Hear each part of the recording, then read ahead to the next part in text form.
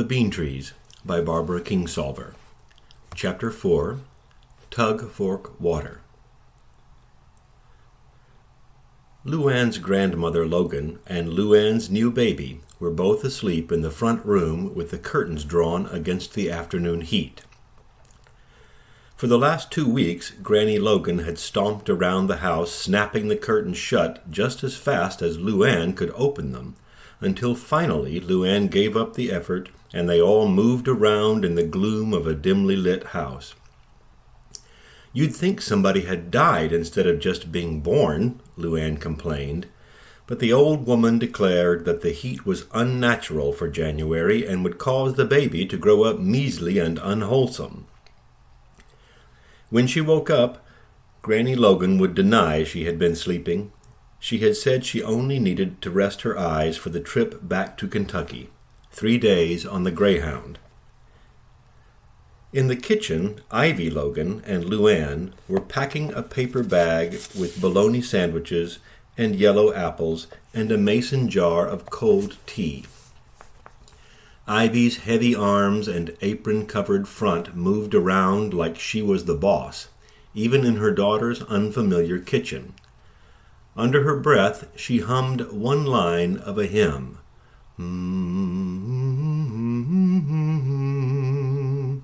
All our sins and griefs to bear, over and over until Luann thought she would scream. It was an old habit. Luann pushed her damp blonde hair back from her face and told her mother she wished she would stay a few days more. Whenever Ivy looked at her, Luann could feel the tired half-moons under her own eyes. "You haven't hardly had time to say boo to Angel. He'll have Tuesday off, and we could take the truck and all go someplace. We could all fit in some way. Or otherwise, I could stay here with Dwayne Ray, and you all go. It's a shame for you to come all this way from home and not see what you can see." Surprisingly, Angel had agreed to move back in until after her mother and grandmother's visit. He might be hard to talk to and unreasonable in every other way, but at least, Luann realized, he knew the power of mothers and grandmothers. If Granny Logan had known they were getting a divorce, she would have had an apoplectic. At the very least, she and Ivy would insist that Luann come back home. "Oh, honey, we seen plenty from the bus," Ivy said. "Them old big cactus and every kind of thing. Lordy, and them big buildings downtown, all glass it looked like to me. I expect we'll see a good sight more on the way home." "I guess, but it seems like we haven't done a thing since you got here but sit around and look at the baby." "Well, that's what we come for, honey. Now we've done helped you have him and get settled with him, and we're anxious to get on home. The heat puts Mother Logan in a mood." "I know it," Luann breathed in slowly through her nose. She was beginning to believe that the hot, dry air in her chest might be the poison her grandmother claimed it to be. "I wish I could have put you up better than we did," she said. "You put us up just fine. You know her. It wouldn't make no difference if it was the Queen of Sheba a-putting us up. She'd been crosspatch. She just don't sleep good out of her own bed." Ivy untied the borrowed apron and smoothed down the front of her navy blue dress. Luann remembered the dress from about 100 church potluck suppers. Just the sight of it made her feel stuffed with potato chip casseroles and Coca-Cola cake. "Mama," she said, and then started over because her voice was too low to hear. "Mama, when Daddy was alive—" She was not sure what she meant to ask. "Did you talk to each other? Was he the person you saved things up to say to?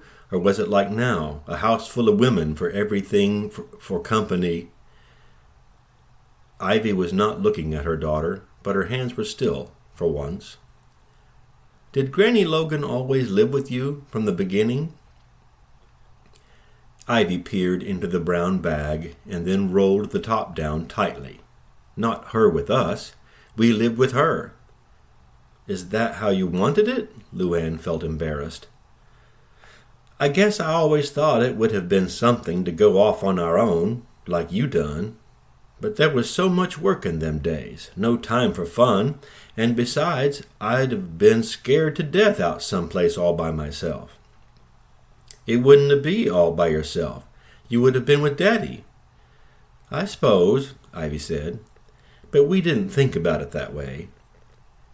She turned back to the sink to wash her hands, then pulled the dish towel down from the wooden ring over the sink, refolded it, and hung it back up. I want you to run on in there now and tell Mother Logan we've got to get ready to go. Ivy and her mother-in-law were not speaking on account of one thing or another. Luann could never keep track. She wondered what the trip would be like for them, all those days and nights on the Greyhound. But they were sure to find some way of having a conversation. In the past, in times of necessity, she had seen her mother and grandmother address one another through perfect strangers. Granny Logan, Luann put her hand gently on the old woman's shoulder, feeling the shoulder bones through the dark, slick cloth of her dress. At the same time she opened her eyes, the baby started to cry. You have a nice cat nap, Granny? She asked, hurrying to pick up the baby and bounce him on her hip. She always thought he sounded like he was choking. It was just my eyes needed a rest. I weren't sleeping. She held tightly to the arms of the chair until she knew where she was. I told you the heat's done put that baby into a colic. He needs a mustard plaster to draw out the heat. Mama says tell you it's time to get your grip packed. She says you all are fixing to leave tonight. My grip's done packed. All right then. You want a bite of supper before you go? Why don't you come on home with us, honey? You and the baby. Me and Angel and the baby, Granny. I've been married now for practically 5 years, remember? She felt like such a sneak, letting on as though her marriage was just fine. It was like presenting her mother and grandmother with a pretty Christmas package to take back with them, with nothing but tissue paper inside. She had never lied to them before, that she could remember, but something in her would not let them be right about Angel. Angel's got good work at the bottling plant, she told Granny Logan. This, at least, was true. We like it here. I don't see how a body could like no place where it don't rain. Law, I'm parched. Get me a glass of water. I'll get it for you in a minute, she said, switching the baby to her other hip, knowing that in a minute Granny would have forgotten her request. You get used to it. When we first moved out, I had sore throats all the time. I was scared to death I'd caught throat cancer, like that what's-her-name on TV. You know, that had to stop singing. Luann realized Granny Logan wouldn't know NBC from pinto beans. But I turned out to be fine, of course, and it don't bother him one bit, does it? She crooked a finger under the baby's chin and looked into the foggy blue eyes. Dwayne Ray's a Tucson boy, aren't you? Luann's baby had not been born on Christmas, or even the day after. He had come early on the morning of January 1st. Just missing first baby of the year at St. Joseph's Hospital by about 45 minutes. Luann later thought that if she had just pushed a little harder, she might have gotten the year of free diapers from Bottom Dollar Diaper Service. That was the prize. It would have come in handy now that her washing machine fund, which was meager enough to begin with, had been parceled out to all the neighborhood kids. I don't see how a body can grow no tobacco if it don't rain, Granny Logan said. They don't grow tobacco here. No crops hardly at all, just factories and stuff, and tourists that come down here for the winter. It's really pretty out in the mountains. We could have showed you if you hadn't had to go back so soon. The baby coughed again, and she jiggled him up and down. And it's not usually this hot in January either. You heard it yourself, Granny, the man on the radio saying it was the hottest January temperatures on record. You talk different. I knowed you was going to put on airs. Granny, I do not. Don't talk back to me, child. You do. I can hear it. I expect you'll be persuading the baby that his people's just ignorant hill folks. Ivy brought in the bags of food and her suitcase, which was held together with a leather belt. Luann recognized the belt as one she had been whipped with years ago when her father was alive. Honey, Ivy said, tell Mother Logan not to start in on you again. We've got to get. Tell Ivy to mind her business, and I'll mind mine. Here, I brung you something for the baby. Granny Logan retrieved her black velvet purse, purpled with age and wear around the clasp, and rummaged through it with slow, swollen knuckles. Luann tried not to watch. After a minute, the old woman produced a Coke bottle filled with cloudy water. The bent metal cap had been pushed back on and covered with cellophane, tied around and around with string. Luann shifted the baby onto her hip, pushed her hair behind her ear, and took the bottle with her free hand. What is it? That's Tug Fork water, for baptizing the baby. The water inside the bottle looked milky and cool. A fine brown sediment stuck to the glass bottom when she tipped it sideways. I remember when you was baptized in Tug Fork, you was just a little old bit of a thing, and scared to death. When the Reverend went to dunk you over, you hollered right out. Law, I remember that so good. That's good, Granny. You remember something I don't. Luann wondered how Granny Logan was picturing a baptism in one bottle of water. Of course, the original plan had been to have Dwayne Ray sprinkled as a Catholic, but Granny would die if she knew that, and everything was up in the air now, anyway, with Angel gone. Doll baby, I reckon we're all set, Ivy said. Oh, I hate to go. Let me hold my grandbaby again. You see, he gets enough to eat now, Luann. I always had plenty of milk for you and your brother, but you're not as stout as I was. You never was a stout girl. It's not my fault you wouldn't eat what I put down in front of you. She gave the baby a bounce on her pleated bosom. Lord mercy, he'll be all growed up before we see him again, I expect. I'm as fat as a hog since I had him, Mama, and you know it. Remember, you have to use both sides. If you just nurse him on one side, you'll go dry. Don't expect I'll see him again at all, Granny Logan grunted. Now as old great-grandma.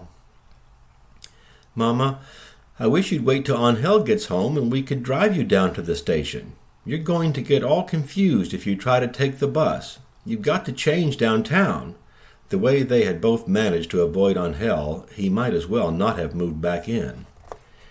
It's a sin to be working on Sunday. He ought to be home with his family on the Lord's Day, Granny said, and sighed. I guess I oughtn't expect better from a heathen Mexican. It's shift work, Luann explained again. He's just got to go in when they tell him to, and that's that. And he's not a heathen. He was born right here in America, same as the rest of us. Just because he wasn't baptized in some old dirty creek, Luann added in a voice way too low for Granny Logan to hear. Who tells him to? The old woman demanded.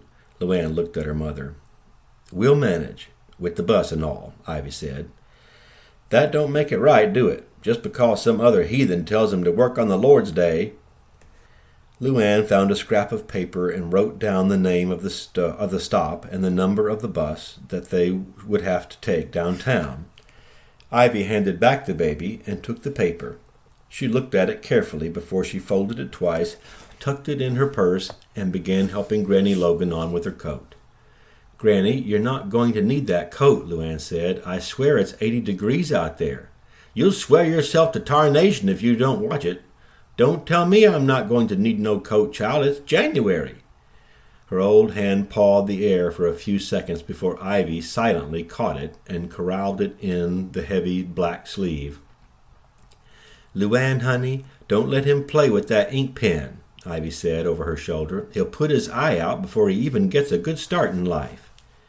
The baby was waving his fist vaguely in the direction of the blue pin in Luann's breast pocket, although he couldn't have grabbed it or picked it up if his little life depended on it. All right, Mama, Luann said quietly. She wrapped the baby in a thin blanket in spite of the heat, because she knew one or the other of the two women would fuss if she didn't. "Let me help you with the stairs, Granny," she said, but Granny Logan brushed her hand away. Heat waves rising from the pavement made the brown grass and the palm tree trunks appear to wiggle above the sidewalk, making Luann think of cartoons she had seen of strange lands where palm trees did the hula. They reached the little bus stop with its concrete bench.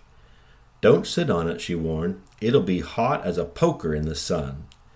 Granny Logan and Ivy stepped back from the bench like startled children, and Luann felt pleased that she was able to tell them something they didn't already know. The three women stood beside the bench, all looking in the direction from which the bus would come. "Phew, don't they make a stink," Mother Logan said when the bus arrived. Ivy put her arms around both Luann and the baby, then picked up the 2 bags and boarded the bus, lifting her feet high for the 2 big steps. At the top she turned and reached down for her mother-in-law, her sturdy, creased hand closed around the old knuckles. The bus driver leaned on his elbows over the steering wheel and stared ahead. "I just wish you wasn't so far away," Ivy said as the doors hissed together. "I know," she mouthed.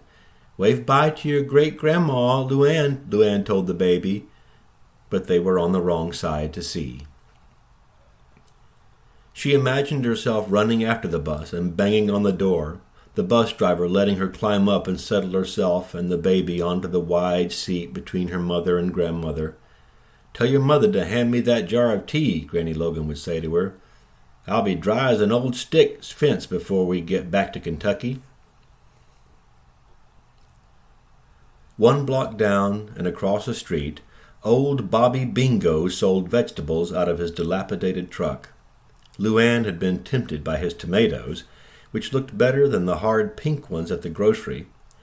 Those didn't seem like tomatoes at all, but some sickly city fruit maybe grown inside a warehouse.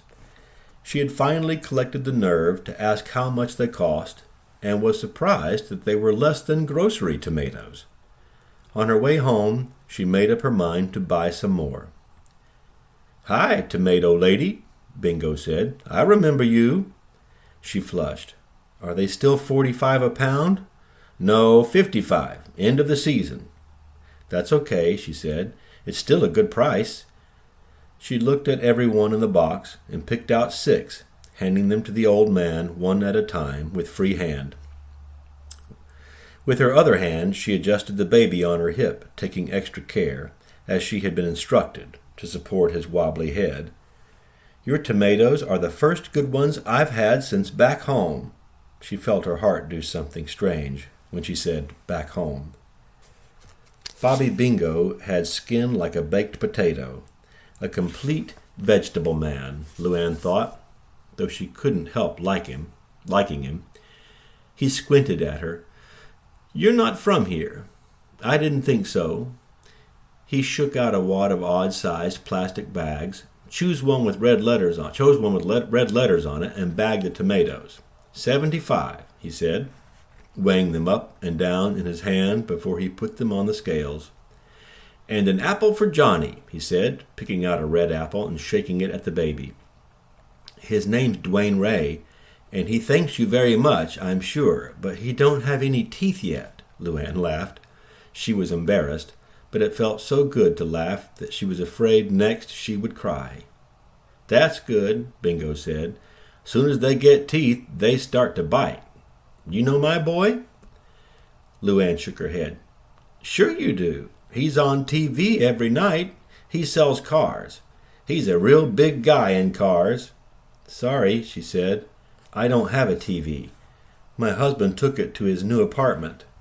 She couldn't believe, after deceiving her own mother and grandmother for 2 entire weeks, that she was admitting to a complete stranger on the street that her marriage had failed. He shook his head. "Don't worry about it. Makes me sick every time he comes on. Don't even call himself by his own name. Bill Bing, he says. Come on down to Bill Bing Cadillac, he says. Bill Bing has just the thing. I always wanted him to be a real big guy, you know. Well, look at him now. He don't even eat vegetables. If he was here right now, he would tell you he don't know who I am. "Get rid of that old truck," he says to me. "What you need to sell this garbage for? I could buy you a house in Beverly Hills right now," he says to me. "What?" I tell him. "You crazy? Beverly Hills? Probably they don't even eat vegetables in Beverly Hills. Just Alaska king crab and breadsticks," I tell him. "You want to make me happy? You give me a new Cadillac and I can sell my vegetables out of the trunk. Bingo shook his head. "You want grapes? Good grapes this week." "No, just the tomatoes." She handed him 3/4. "Here, take the grapes. Johnny can eat the grapes, seedless." He put them in the bag with the tomatoes. "Let me tell you something, tomato lady. Whatever you want the most, it's going to be the worst thing for you." Back at the house, she laid down the baby for his nap, then carefully washed the produce and put it in the refrigerator, all the while feeling her mother's eyes on her hands. "The worst thing for you," she kept repeating under her breath until she annoyed herself. She moved around the edges of the rooms, as though her big mother and demanding grandmother were still there, taking up most of the space. The house felt both empty and cramped at the same time, and Luann felt a craving for something she couldn't put a finger on, maybe some kind of food she had eaten a long time ago. She opened the curtains in the front room to let in the light.